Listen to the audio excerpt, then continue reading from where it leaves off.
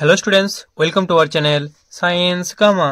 এখন তোমাদের ক্লাস 9-এর ভৌত বিজ্ঞানের রায় ও মার্টিন প্রশ্নবিচিত্রা 2024 এখানে 265 পেজের যে স্কুলটা দেওয়া আছে দিনহাটা শনিদেবী জৈন হাই স্কুল, এই পেজের তোমাদের সমস্ত শর্ট কোশ্চেন এবং যে সমস্ত গাণিতিক উদাহরণগুলো আছে, মানে গাণিতিক প্রবলেমগুলো দেওয়া আছে, তার উত্তরগুলো এই ভিডিওটিতে দেব। তো তোমরা চ্যানেলটিতে নতুন হয়ে থাকলে এই ধরনের ভিডিওগুলি পাওয়ার জন্য তোমরা অবশ্যই চ্যানেলটিকে সাবস্ক্রাইব করে রাখো। অলরেডি এর আগের ভিডিওগুলো পাওয়ার জন্য তোমরা ভিডিও ডেসক্রিপশন বক্স অর্থাৎ সেখানে প্লেলিস্ট লিঙ্ক আছে, সেখানে দেখে নাও, অথবা তোমরা চ্যানেলে গিয়ে প্লেলিস্ট সার্চ করলেই কিন্তু সমস্ত ভিডিওগুলো পেয়ে যাবে। 6 নম্বর স্কুল, এর পরের যে স্কুল, সমস্ত ভিডিও প্লেলিস্ট সার্চ করলেই পেয়ে যাবে। ঠিক আছে, তো দেখো গ্রুপ এ কি বলছে। একের দাগেরটা, কোন উষ্ণতায় জলের ঘনত্ব সর্বাধিক? তো সঠিক অ্যান্সারটা হবে বি এরটা, 4 ডিগ্রি সেন্টিগ্রেড উষ্ণতায়। এরপর 2 এর দাগেরটা, দৈর্ঘ্য পরিমাপক এককটি হলো, দৈর্ঘ্য পরিমাপ করা হয় আলোকবর্ষ একক দিয়ে, তার মানে অ্যান্সারটা হবে সি এরটা। এরপর 3 এর দাগেরটা, মাত্রাহীন রাশিটি হলো, তো মাত্রাহীন রাশি হচ্ছে ভার ঘনত্ব অপেক্ষিত হবে না, পারমাণবিক ভর, ডি এরটা। এরপর 4 এর দাগেরটা, সাধারণ তুলাযন্ত্রের সাহায্যে মাপা হয় বস্তুর ভর। তারপর 5 এর দাগেরটা, চলন্ত গাড়ির চাকার গতি হলো মিশ্র গতি, মানে অ্যান্সার সি। এরপর 6 এর দাগেরটা, এসআইতে বলের একক হলো, তো বলের এসআই একক কি? Newton, answer C. তারপর 7 এর দাগেরটা, হালকা বস্তুর তুলনায় ভারী বস্তুর জাড্য কি হবে? না অবশ্যই বেশি, ভারী বস্তুর জাড্য বেশি হবে। তারপরের দাগ অর্থাৎ 8 এর দাগ, একটি বস্তুর প্রাথমিক বেগ 0 এবং ত্বরণ 2 সেমি/সেকেন্ড² হলে 3 সেকেন্ড পর বস্তুটির বেগ কত হবে? তাহলে অ্যান্সারটা কি হবে? দেখো, বেগ জানতে চাইছে ভি, তাহলে আমরা জানি যে ভি সমান ইউ প্লাস এটি। তাহলে দেখো এখানে ইউ প্রাথমিক বেগ কত? 0, তাহলে এটি এর মান কত? 2 গুণ টি এর মান 3, 2 3 6, তার মানে অ্যান্সার হবে 6, বেগটা 6 সেমি/সেকেন্ড। এরপর 9 এর দাগেরটা, অবাধে পতনশীল বস্তুর ক্ষেত্রে স্থির রাশি হলো, তো যখন কোনো বস্তু অবাধে নিচের দিকে পড়তে থাকে তখন অভিকর্ষ ত্বরণের টানে পড়ে, তো অভিকর্ষ ত্বরণ তো ফিক্সড, নির্দিষ্ট, তার মানে অ্যান্সার করবো বি এরটা, ত্বরণ। এরপর 10 এর দাগেরটা, ক্যাথোড রশ্মির উপাদান কি?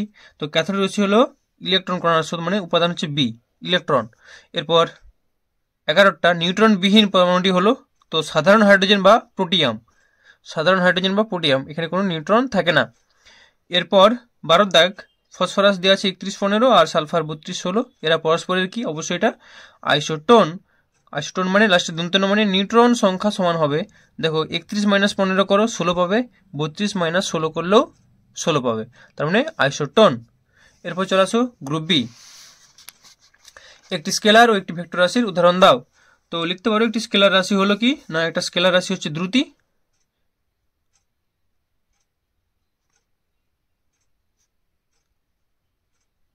আর ভেক্টর রাশি হচ্ছে বেগ। তারপর সিজিএস পদ্ধতিতে আয়তনের একক কি?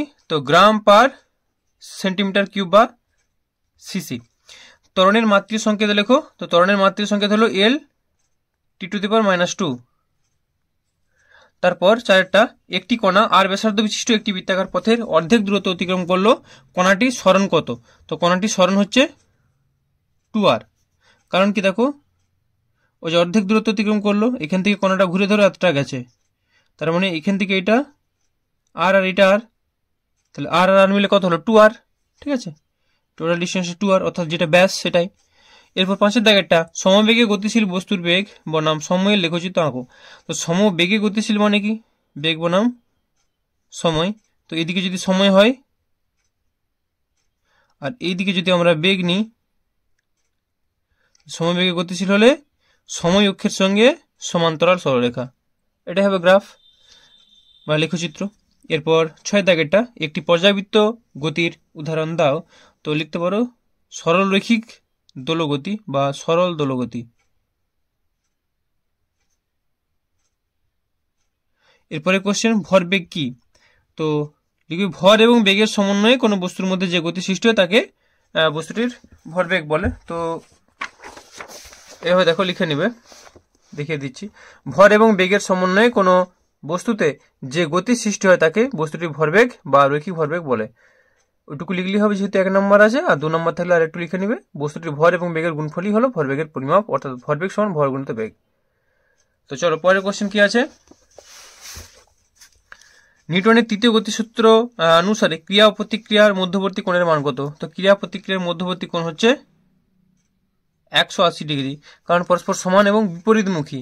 একটা সরলরেখিক পথে ক্রিয়া করে এবং বিপরীতমুখী হওয়ার জন্য 180 ডিগ্রি। তো চলো এরপর 9 দাগেরটা, কার্বনের কোন আইসোটোপটি তেজস্ক্রিয়?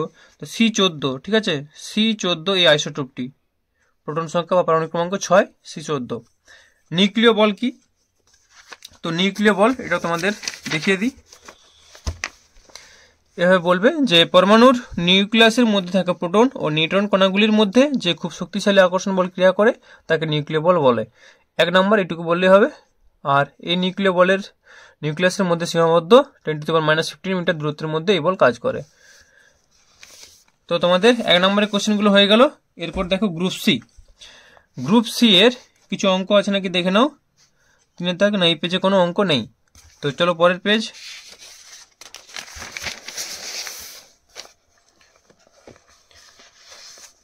দেখো 3 দাগে 4 স্থির অবস্থায় 4 এরটা স্থির অবস্থা থেকে একটি কণা 0.1 মিটার পার সেকেন্ড স্কয়ার সুষম ত্বরণে 2 মিনিট ধরে গতিশীল থাকলে কণাটির অন্তিম বেগ ও অতিক্রান্ত দূরত্ব কত?